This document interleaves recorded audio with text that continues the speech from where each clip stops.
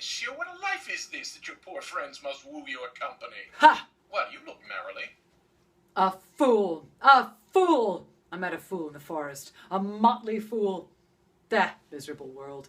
As I do live by food, I met a fool who laid him down and basked him in the sun and railed on Lady Fortune in good terms, in good set terms, and yet a motley fool.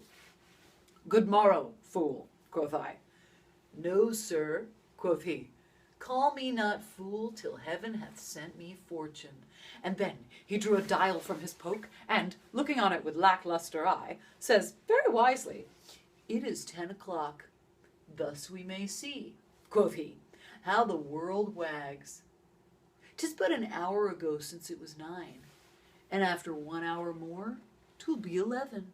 And so from hour to hour we ripe and ripe, and then from hour to hour we rot and rot, and thereby hangs a tale.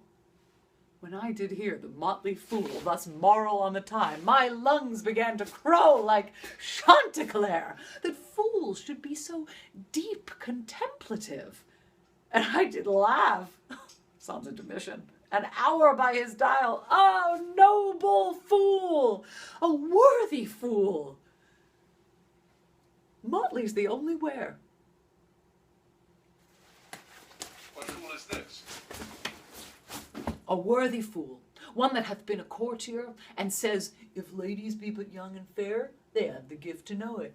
And in his brain, which is as dry as the remainder biscuit of a voyage, he hath strange places crammed with observation, the which he vents in mangled forms. Oh, that I were a fool!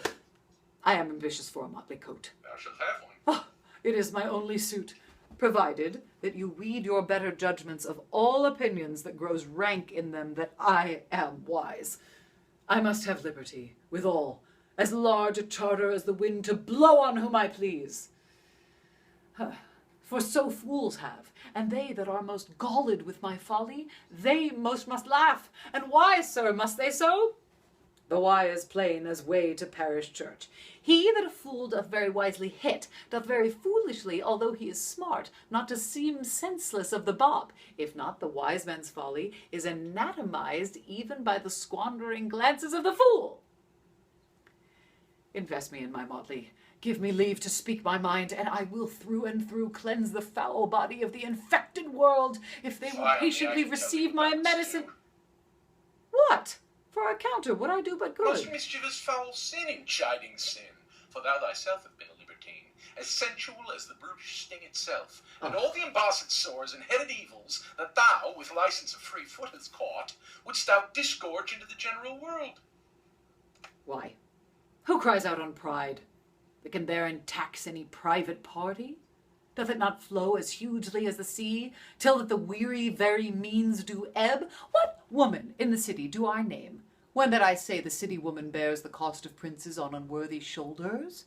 Who can come in and say that I mean her, when such a one as she is her neighbor? Or what is he of basest function that says his bravery is not on my cost, thinking that I mean him, but therein suits his folly to the metal of my speech?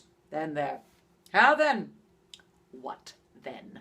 Let me see wherein my tongue hath wronged him. If it do him right, then he hath wronged himself. If he be free, why then my taxing like a wild goose flies, unclaimed of any man. But who comes here?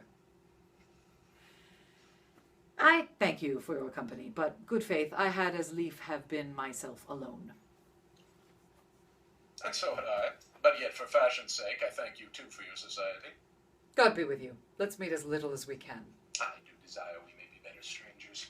I pray you, mar no more trees with writing love songs in their barks. I pray you, mar no more of my verses with reading them ill-favouredly.